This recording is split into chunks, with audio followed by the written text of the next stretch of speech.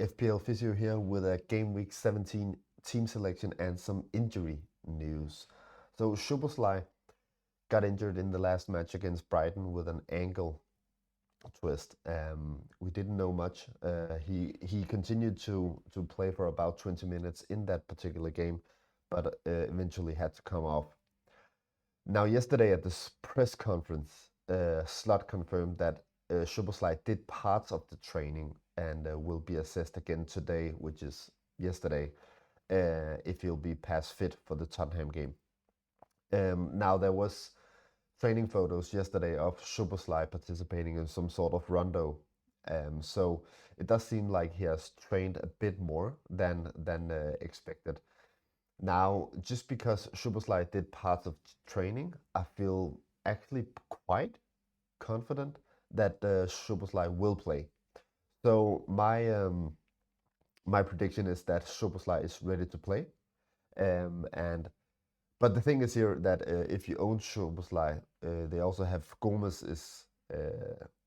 out,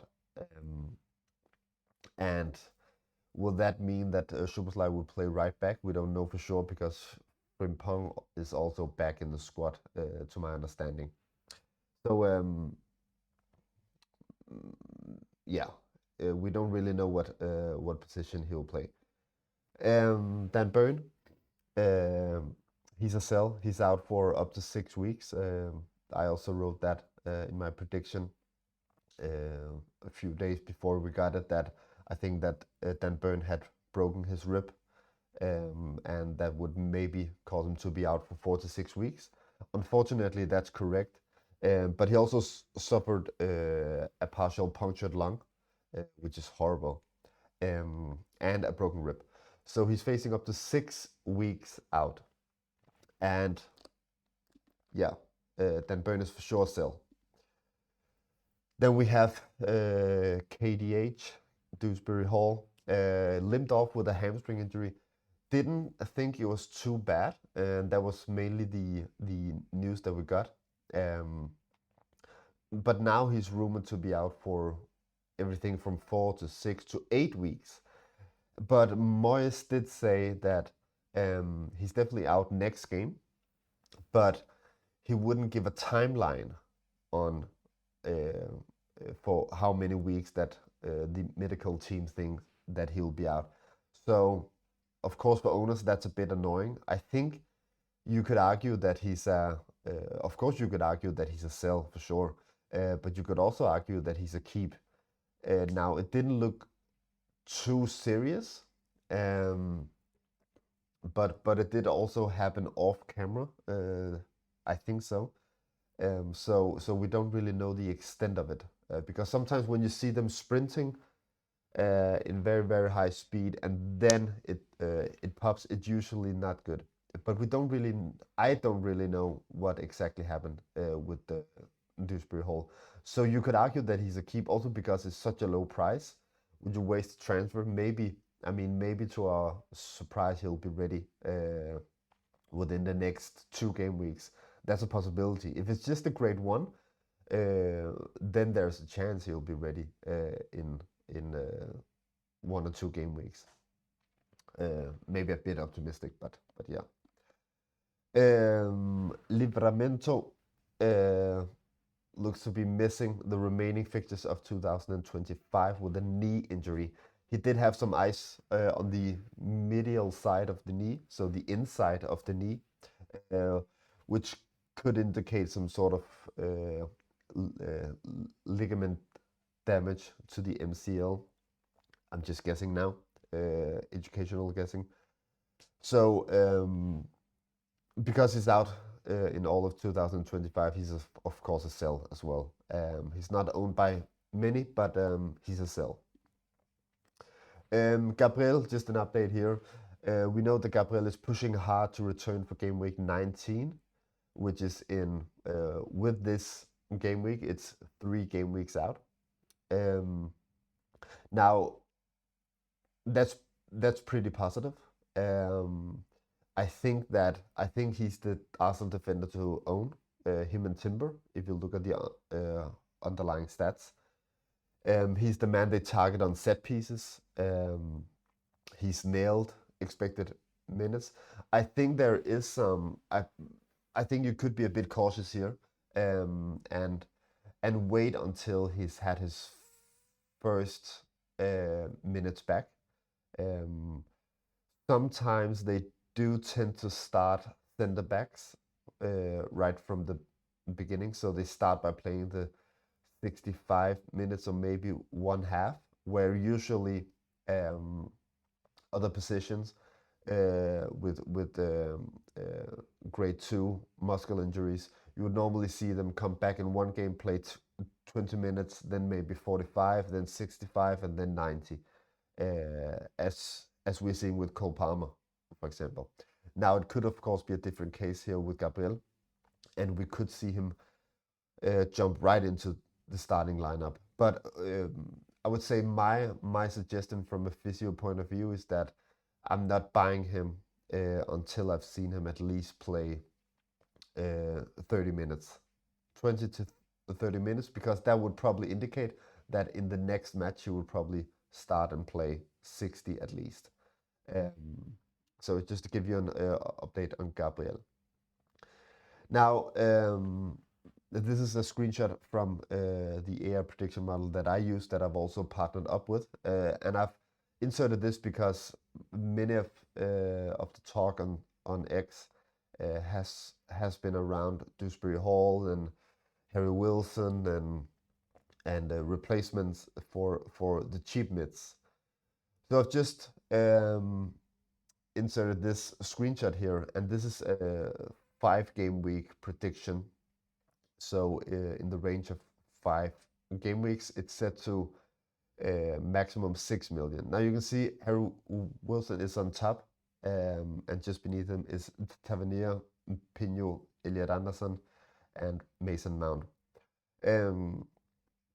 I understand. I'm not gonna buy Harry Wilson because I think his underlying stats, his expected goal involvements, except the Burnley game, is, I mean, it's not that crazy. Um, Pino has better stats, to be honest. But I understand it. He's been on fire. He's cheap, and I mean, I understand all the top 4 if you're going for those replacements. Um, uh, I think Tavernier, bringing him in home against Burnley, I mean, why not? But I do think you need to think a bit more long term than just this game week. Even though I'm actually almost doing the complete opposite, but a general rule of thumb would be to look a few game weeks ahead. Now, I want to say that Wilson will not continue this form by any means. It's not. I mean, it's simply not possible that he's going to make at least 10 points or so every game week. So if you're buying him because of what he has already done, you're on the it's simply not a good strategy. You want to have some objective data backing that. So my team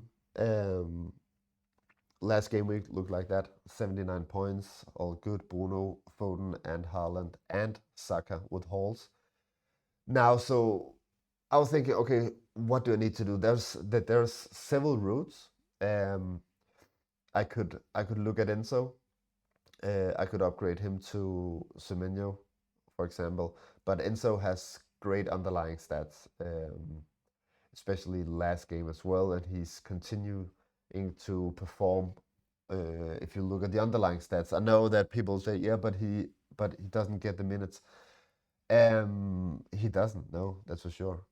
He's not Harry Wilson currently, but I buy more of from an objective standpoint and not retrospective. So I, I want my players to perform also from the underlying stats, and Enzo is doing that, I think. Anderson, just the ceiling of from him is just not too high. I mean, he does get defcons quite a lot, but it's rare that he backs a goal or he backs an assist, so he could also lead this team. Then we got Reinildo. You can't see him on the screenshot here, but you can see him behind my face. 3.9 defender going to AFCON. Never played him. Of course, he needs to leave the team.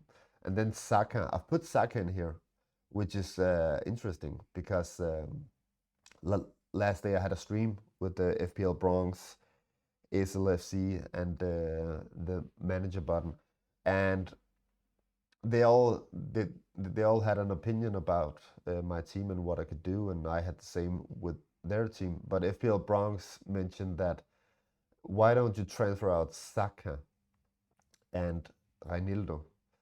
And I must admit, I never thought about it. Never thought about it. I think it would be crazy. Um, but it does open up for a future triple Arsenal defense, and I don't think like Saka doesn't look that sexy. His underlying stats uh, is is decent to good, of course, um, but it just doesn't. I think long term, I want to be more. I want to stack up on Arsenal defense. I want to have three Arsenal defense. So I know for sure that at some point I'm going to transfer out Saka. Now transferring out Saka away against Everton, it just doesn't seem right, does it? But we did it.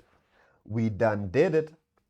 Um, Transfer out Saka to Semenyo. So the reason why is I'm overall ranked 216, and uh, I'm trying to go for the win.